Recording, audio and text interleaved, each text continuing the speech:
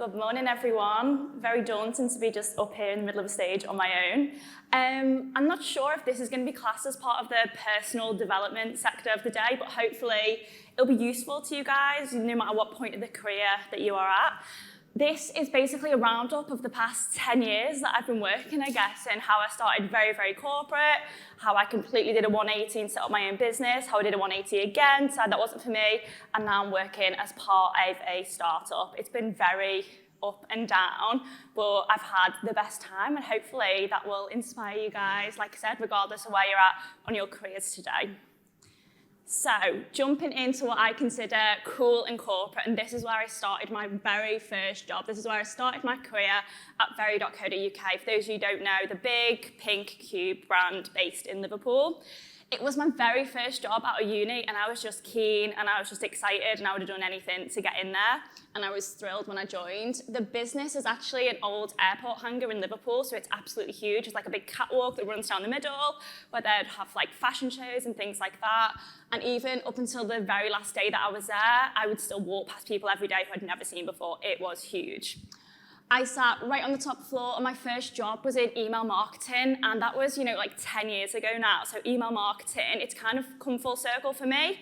It was really big back then when people started to collect data and segment. Then it kind of went off the radar a little bit when everyone got overexcited about paid media and performance marketing, what you could do there. And now I feel like with platforms like Klaviyo and the integration it's got with Shopify, it's back to being up there as a really crucial platform for any business. So it's nice to see email marketing back there. In the email team, it was great for me to get basics of business down. I was fresh out of uni, I had no clue what was going on, and I understood trading priorities. Very is a beast of a business. It's got different brands, it's got different department. And being in the email team, for me, it was a great way to kind of figure out, okay, this is what trade looks like, this is the role of email marketing, this is what data is, this is how you segment data, and just get stuck in with it. It wasn't long before I got, not bored, but I'm very nosy and curious, and I always had my eye on the brand team who sat just over the kind of way from us, and they were always up to the coolest things. They were going on shoots, they were working with celebs, and I was like, I want in on that. Even though at that point I didn't know what media buying was, I didn't know what it took to shoot a TV commercial, but I fancied myself getting down on a train to London and getting in on shoots, and that's what I did. So I muscled my way into the brand team. I think I was working on YouTube back then, so again, this is 9 years ago now. YouTube is just starting to get exciting, and we were working with really cool celebs, so it was that whole Fern Cotton, Holly Willoughby era. I'm not sure who remembers that. Then we moved on to Michelle Keegan, which is still a solid partnership for the brand today, and it was so much fun. Very is a big business, and I think for my first job to work at such a big brand where budgets aren't an issue, it's really exciting when you're working in marketing because there's no limit. You've got the budget there to kind of test and trial things. You've got the budget to work with celebs and go on TV shoots. So it was all very, very exciting.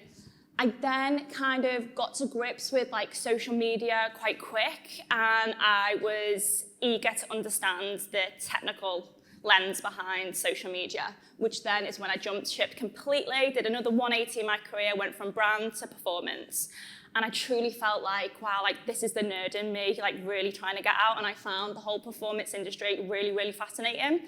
And being honest, it took me a while to get to grips with it. Media buying is complex, and back then it was all really sophisticated ad builds and really sophisticated campaign structures. And back then, Very were one of the first brands to trial, Facebook ads. What's now Meta was then Facebook ads. It was the Snapchat era. It was everything like that, and it was a really exciting time. Businesses like Facebook and Google absolutely loved us because we had loads of money and we were up for anything. So I was able to build really good relationships with those partners as well, which is great. Very was known as the catalog customer, and during the time I was there, I watched it transform from being fully catalog to completely online. And we really were the first to do what you guys look at now as Klarna and ClearPay. We were doing that 10 years ago, and I didn't realize then how kind of advanced Very was as a business. And it was great to get those solid fundamentals in place because they are trends like finance, credit, how consumers purchase that are still really relevant today. I was lucky enough to, again, once I jumped into performance media, I think it was called the digital team back then, to just kind of cement myself. I was right, this is a bit of me. And it was a bit of me because it was as curious and technical as I needed, but then we started to interject everything from a brand point of view. So it wasn't just your basic DPA ads that require no creative strategy whatsoever. We'd work really closely with the brand team and our amazing budget and our amazing celebs, and we would do the wildest things. One of those things was we built a chatbot. Me and my friend Jamie, who is still working at Very today, we actually built a chatbot. I don't know how, we just decided to start coding ourselves and actually won us an award at Drapers, which was a lot of fun. So, moving on from Very, always speak really, really highly of my time there, genuinely had the best time.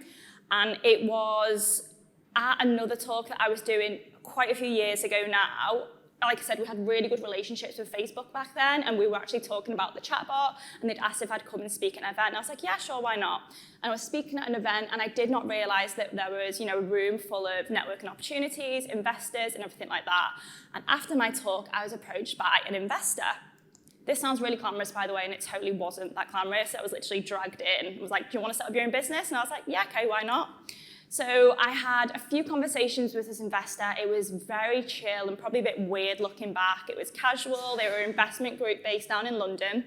They already had several agencies, like influencer agencies, PR agencies, advertising agencies, and they wanted to invest in digital marketing. No one was really doing it back then, and they didn't have anybody representing that vertical of marketing.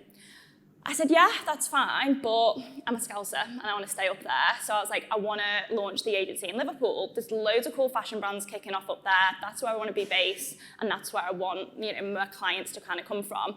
And they were like, yeah, that's absolutely fine. We launched the agency in 2020. It was very casual. They were like, just put like a few slides together. Obviously, looking back now, I realized that was a pitch, which I was successful in, received investment. And I genuinely, I don't know if this makes me sound very naive, it probably does, I didn't really understand kind of the scale of like running your own business and how lucky I was to A, be in that position, and C, to like receive the investment. So we launched Reform the Fold. Reform the Fold, the name, I need to remember this correctly. So it was all about kind of the fold. When you look at traditional marketing and PR, you always want to be above the fold, because if you're below the fold, no one's going to see you. And Reform was a way to kind of take everything I learned about brand and everything that was changing about digital and bring that together. So I felt like Reforming was doing things a little bit differently. And also the URL was available, being completely honest. So Reform the Fold was born. I was really conscious as a female not to be the pretty pink brand, but I wanted it to also be cool and stand out. So I had loads of fun with the marketing side of things. And yet we were a performance marketing agency based in Liverpool, and we got in with some of the fastest growing e-com brands in the UK at that time. I don't know how, but it just kind of snowballed. We very quickly were able to work with Michael Kors. I think they were looking for a innovative campaign, and that morning I just read about Spark ads in TikTok. I was like, have you heard of Spark ads? They were like, no. And I was like, we can do this, and it was very new. And I think when you're an agency, you can just get straight in and you can do stuff very, very quickly, versus when you're in-house, you've got those processes, things take a little bit slower than usual. So we worked with Michael Kors super early on. I then worked with brands like Simply Be, which was amazing. And then quickly enough, we partnered with Adanola, which was an absolute dream come true. So I did a talk on Tuesday in London. It doesn't really go down that well in London. Not a lot of people know of Adanola, but I'm hoping, because we're up in Manchester, it's a Manchester-based brand, a lot of people are more familiar with the brand Adanola. I'm getting some nods. Okay, great. I've been a fan of Adanola for years. My hairdresser was actually selling the leggings in a hairdresser, and I was getting a blow dry once, and she's like, do you want to try these leggings? My partner's setting up this brand. And I was like, yeah, why not? Tried them, loved them, followed them, and watched them grow organically. We look like a very new brand that's just exploded. It's actually taken a little bit longer than that. So I was obsessed with Adanola. I'm new to running an agency. I've got no idea what an MD is meant to be doing, how to do sales, no clue on how to do pitches. All I knew was the type of brands I was going to go after, and I was just going to pound them aggressively. So I found Hiram Cook, who is the founder of Adanola, followed him on every platform going, and just used to hound him, which is probably, I mean, a technique did me no wrong, but now being on the other side of that and working for a brand, it can be quite intense. And he was always brushing me off, and he's like, what are your costs as an agency? And you have to, you want to make some profit here, so my costs were, pretty decent. And he's like, I don't want to pay an agency that. And at that point, he was still running the ads himself, and he was doing a decent job, again, which is super hard. And one day, I was served an ad from Adanola, and I had the wrong CTA. It said learn more, and obviously, for an e-com brand, you always want it to say shop now. So I screenshotted it and I sent it straight to his LinkedIn. I was like, I'll do a better job than you. And he was like, oh, okay, you've got me. He was like, there might be an opportunity during Cyber Week to pick up some extra work. So pulled the team together, we stayed up really late, got the pitch. The pitch was really hard because it wasn't like in a terrible place, so I couldn't be like, we'll turn this around, because it didn't need turning around. It just needed some extra hands. And yeah, blood, sweat and tears went into that because I absolutely knew I wanted to win that account. That trial then turned into a partnership, and yeah, they were one of our biggest customers at Reform. So over the next 2 years, we started to have different brands come in. I don't know if you guys know Forth and Reckless, they're another UK brand that are great, Masoma as well, another based in London. So we were getting a really cool network of brands and it was amazing, but I wasn't enjoying it. I don't know if I'm like tripping myself up in terms of where I'm revealing that I quit. I quit anyway. So basically, these are some of the clients that we worked with, loved them, adored them, had the best time. But I was quickly like, oh, this agency thing's really hard, because as a I say MD and founder very, very loosely because it was a tiny agency. My job was to sell, be the face of something, get out there, bring in the clients, and then, I hate to say it, pass them over to my team, who were amazing. But I was always kind of muscling in because I'm really nosy and curious, and I love doing the work. I love being an ads manager. I'm in it all day, every day. I love pulling insights. I love pulling a strategy together, and that wasn't my job. So basically, this whole 2 years, I wasn't doing my job, which is problematic because when you're running a business, you need to be working on the business, looking ahead versus in the business every day, and I really, really struggled with that. And also, you know, your clients, you've got to keep them happy because they're the one paying your bills. They're the one paying everyone's salaries. And where's that person that was on the pitch who was dead keen and excited? We've not seen her since. Those types of conversations started to happen. So very, very quickly, I realized I'm not sure if this is for me. It's extremely hard and I'm not sure I'm having the best time, despite learning so much. So I had a really frank conversation with my investors, and they were like, Lil, and they were like, we tried different scenarios, and we just agreed that ultimately investing in something, you need the person to be up for it. You need the person to live and breathe it, and that just wasn't me at the time. So I made the decision to step away from the agency, which was tough. And I was like, wow, I think I've just quit my job at the start of a recession with no plans. Genuinely, I was like, I have no clue what I want to do. So I started to reach out to people, like squeeze my network, and I was interviewing at TikTok, at Pinterest, and I was really unsure whether to go to a big network agency or a platform, and I was like undecided. And then it came to the time where I had to start letting my clients know that unfortunately I was going to be stepping away and dissolving the agency, to which a lot of them were like, okay, that's fine, can we still work with you privately? And I was like, if you want, yeah.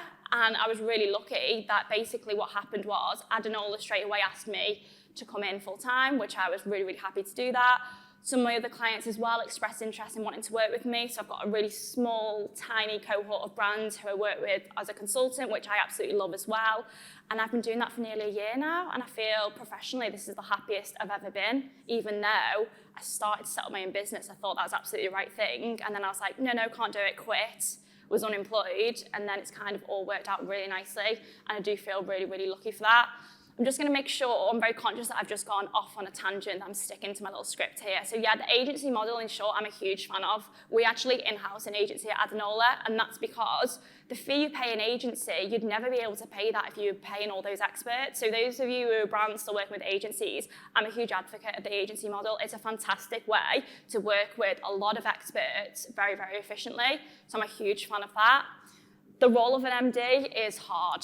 I didn't even know what an MD was, but it was very, very hard, and I did not find it enjoyable because I couldn't control the day-to-day. All I can control is a campaign looking good, and there's so many other roles that go into running a business. Sales, we've touched on that, not for me. Anyone who can do sales, I take my sales hat off to you. It is tough. I haven't got it in me. Imposter syndrome, yeah, constantly, every day for about 2 years. I was like, someone's going to catch me out. They know I shouldn't be running this agency. And basically, strategic media buy-in. So that's just how, over that time, everything changed. And when I started this talk about how Very was really the first people to do that media buy-in, it would be overly segmented, it would be A/B testing, would be thrown in innovation left, right, and centre, to it being purely technical and dynamic, to now being really like broad and automated, and brand playing the biggest role in your media buy-in. So you've really got to look at merging both sides, and I love that over 10 years I've seen all those trends kind of come through. content and chaotic, sorry, that probably describes me. So then I came to Adanola, and I was like, right, okay, so I've been working with them for a couple of years already, kind of to the side, and it was just amazing, like full-blown chaos, scatty startup, sleeves up, everything else, and it's just been amazing. So these are our year-on-year growth numbers, so huge. And I think they were actually our uplift on target, so we need to have a word with whoever's forecasting for us, but basically it shows the direction that we were going, and it's fast, and it's been explosive, and it's been very, very exciting, and I absolutely love working there. I hope there's some fans in the room today. Grab me after, because I can talk all day about Adanola. Hopefully I've got a video to show, and then I think that's me. I'm not sure what I've done on time, or if that's okay. Are we okay?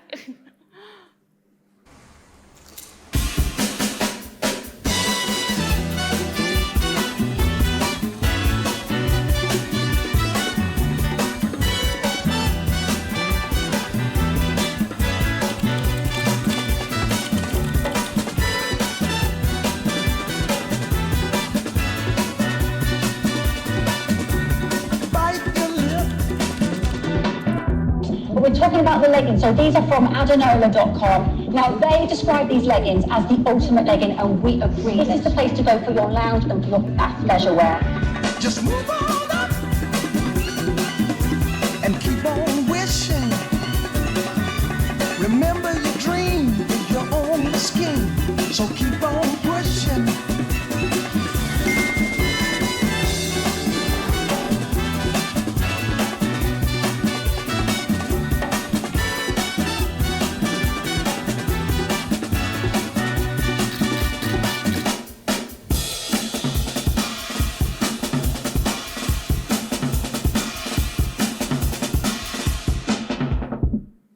Thank you, guys.